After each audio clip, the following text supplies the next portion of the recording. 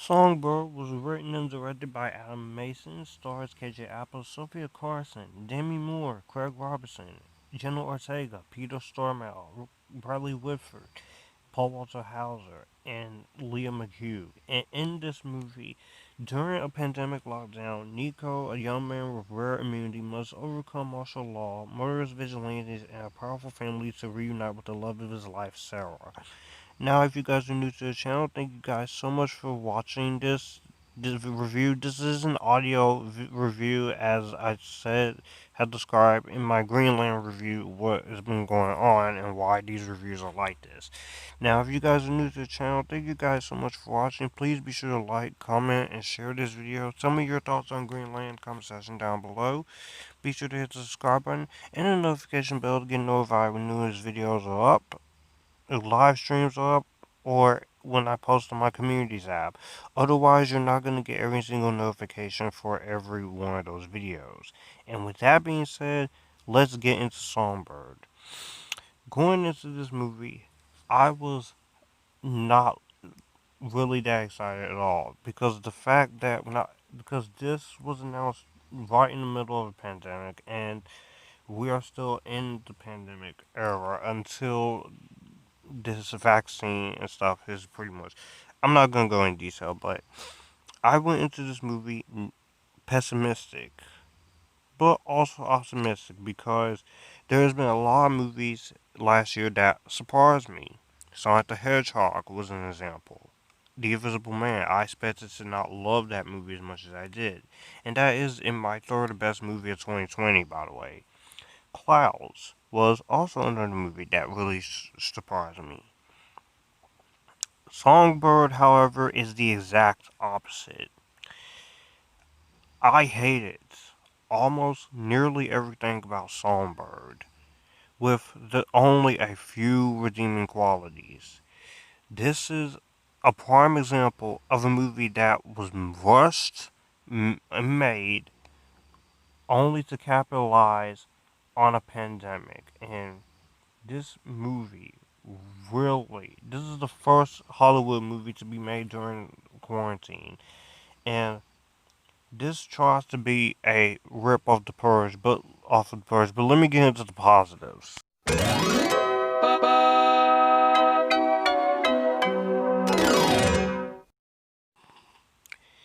Starting off with the things that I liked. Well, I guess I could say the camera work and the cinematography work here is visually pretty good.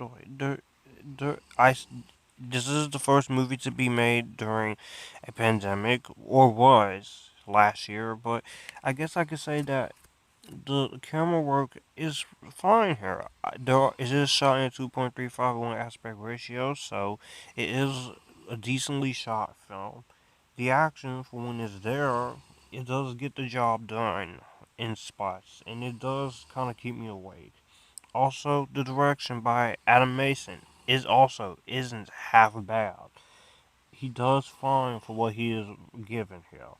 And also, the performances in this movie are serviceable from everyone, including KJ Appa, Sofia Carson, Alexandra Daddario, Paul Walter Hauser. These are all great actors, and I don't blame them for the way they are written in this movie, and because they try the best they can here.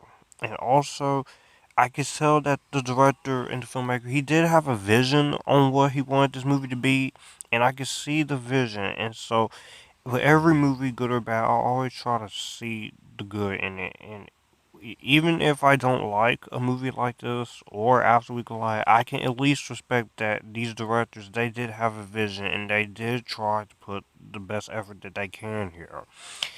It's just too bad that everything else surrounding this movie isn't particularly good. And but that's pretty much all I got here as far as things that I liked in this movie.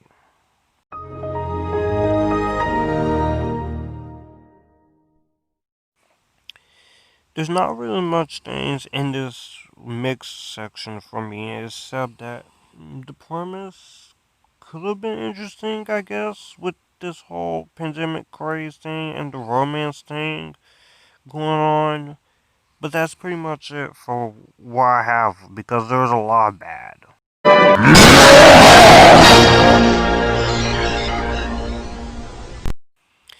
Now, where do I start with the negatives? First off, let's just say it.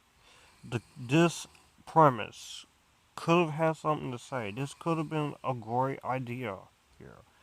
But the problem is that this movie was not only rushed into production during the pandemic, but is basically downright offensive to the events that has happened because you're basically glorifying an ongoing pandemic that has killed more than 2 million people, and it will do even more if people don't get their crap together. But this movie,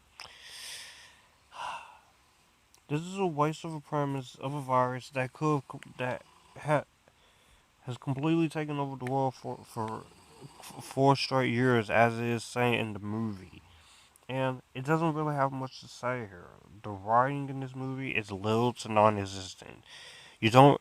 And the biggest problem with this movie is that it's simple, and I don't blame them for doing what they can. They had to do what they could during the crazy time like this. But if you had to do a movie about this, which pandemic throws are not a bad thing, but if it's something that is falling into a real life situation, why didn't you just wait until after this whole thing is over, whenever that would be? I Which that brings me to my big issue with this is that this is more of Michael Bay's idea because this feels heavily like a Michael Bay influenced film. It feels like he's the director. There's no explosions, no sexualization of girls, but this is still a pretty much Michael Bay movie. The writing in this movie, it doesn't take full advantage of its idea here. The idea, any interesting things that they could have done, it feels like they're missing 12% of movie here. And it does not feel coherent in the slightest. And also, the fact the characters are extremely underdeveloped and doesn't have much to them. Your main villain in this movie, there is this whole subplot with him and Alexandra Daddario that really wasn't needed, and you could easily remove the movie entirely. And also, it just feels like this movie, like I said, the big problem with this movie is that it is rushed because this movie was basically rushed so it could be released quickly as possible, and it does not. This movie does not do a great job at fleshing the world out very much at all. Which, even though this movie's an hour 24 minutes, this movie feels like it could have been at least 2 hours long to fully flesh out the world and give these characters more depth. Because that is the big thing with is the characters and the writing here. It's non-existent. It doesn't feel incomprehensible. It doesn't feel like you know anything. And the fact that this movie is profiting off a worldwide thing that has been dominating this world is offensive, is downgrading, and is the worst scenario Hollywood could have done.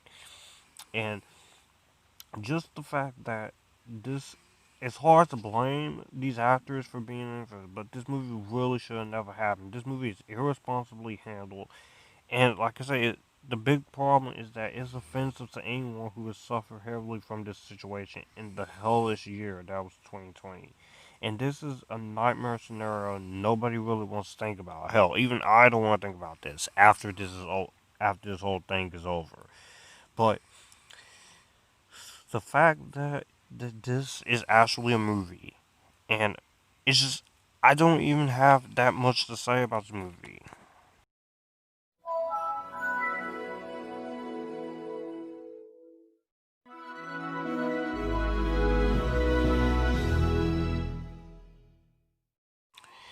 At the end of the day, guys, Songbird, yeah, I ain't got too much to say about this. Aside from the acting and cinematography and the half direct, decent direction at times, this is a movie that should have never, and I mean never been made centering around a crazy pandemic and make this movie downright offensive to the millions that actually died. This movie is one of the most rushed, boring, unfocused, craziest bad movies that I have seen. There are a few redeeming aspects, but it is not enough to save the train wreck that this movie is. This could have been good if you will just waited until a few years after this, or at least waited 6 years to do it. The Boston attack, they waited a long time to do Patriots Day, and there's plenty of other movies that's a way to handle real life tragedies. Why do you think there's not been a movie about the Valentine's Day massacre made yet? Because they're waiting.